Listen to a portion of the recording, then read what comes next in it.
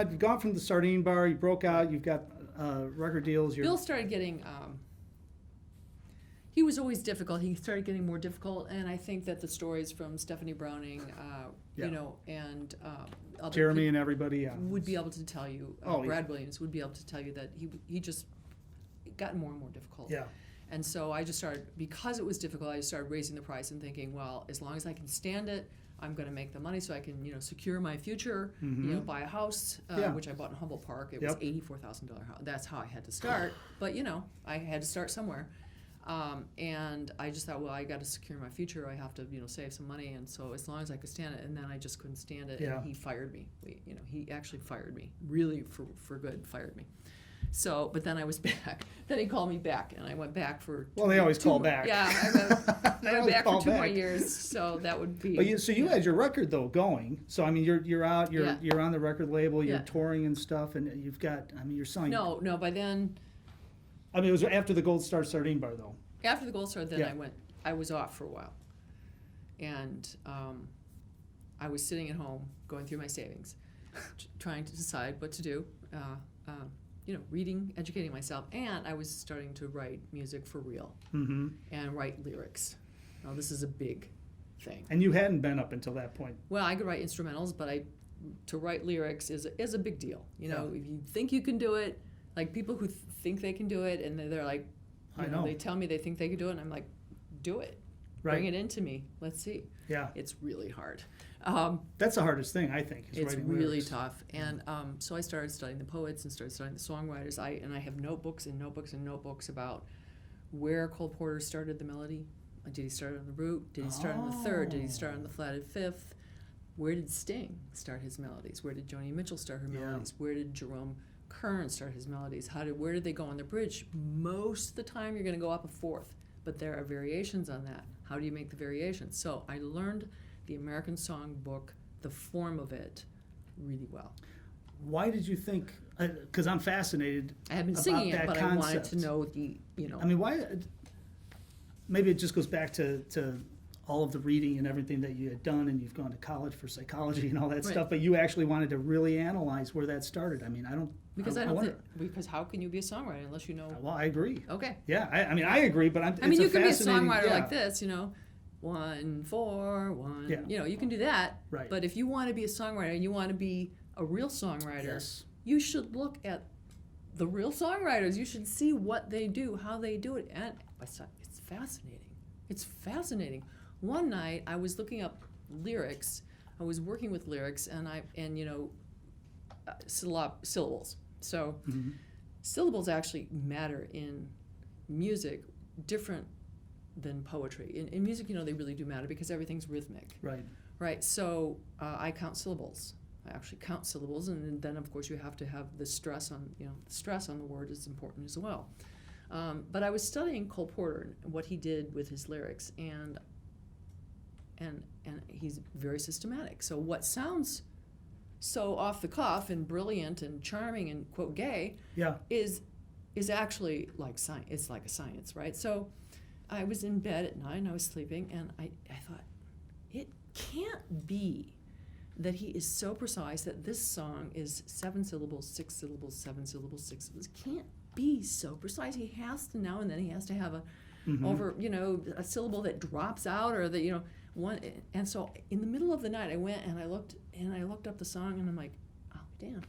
It 7 6 without fail.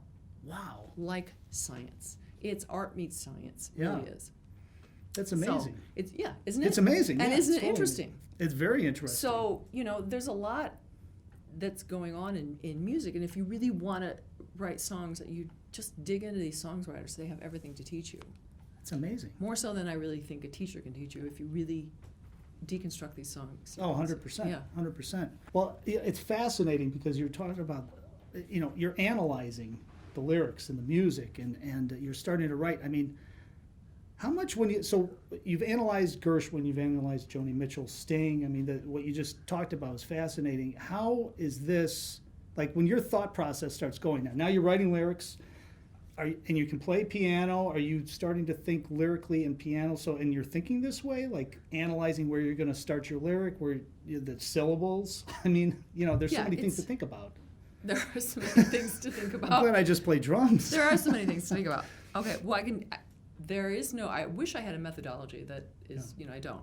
Each song is different. I can tell you in a broad, sort of general way that the more words in a song, the more chatty the song, like Redshift or Company, maybe if it's a funny song or a smart song, the more words, the more simple the harmonic progression will be. Okay. Because I am not into high modernism. I'm not going to make it so difficult for you to understand. I really do want to communicate with my audience.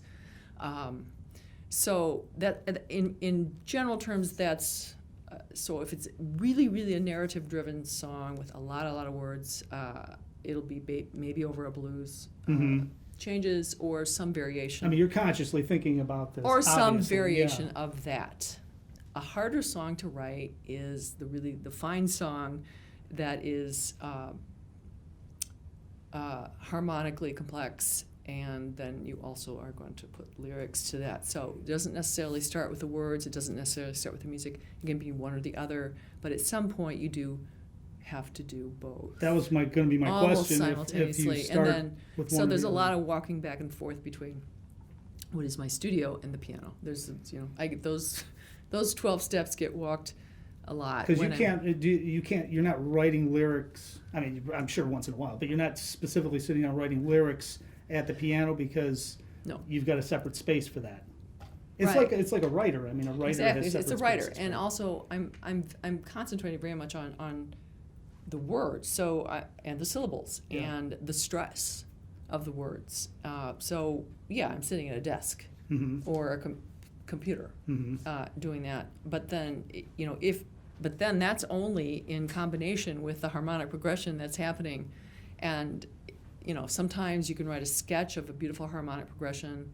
Also, by the way, I did take I broke out of the American song and the jazz, which is a very restricted harmonic system. I broke out of that with some lessons from my favorite, one of my favorite people and composers, a friend, Shulamit Ron. She gave me just a couple tips.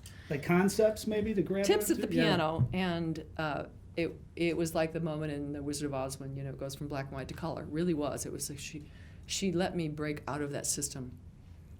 So now I have all of harmony at my disposal, and you can hear the difference. I can hear the difference in the music. I can actually hear when I had access to more harmonically. I can hear which songs I'm starting to use the techniques that she taught me. And so now I can pick and choose from anything in the world harmonically. And so you have more songs that are more complex harmonically and lyrics that become more like poetry for those kinds of songs. The chatty and the funny songs are what they are.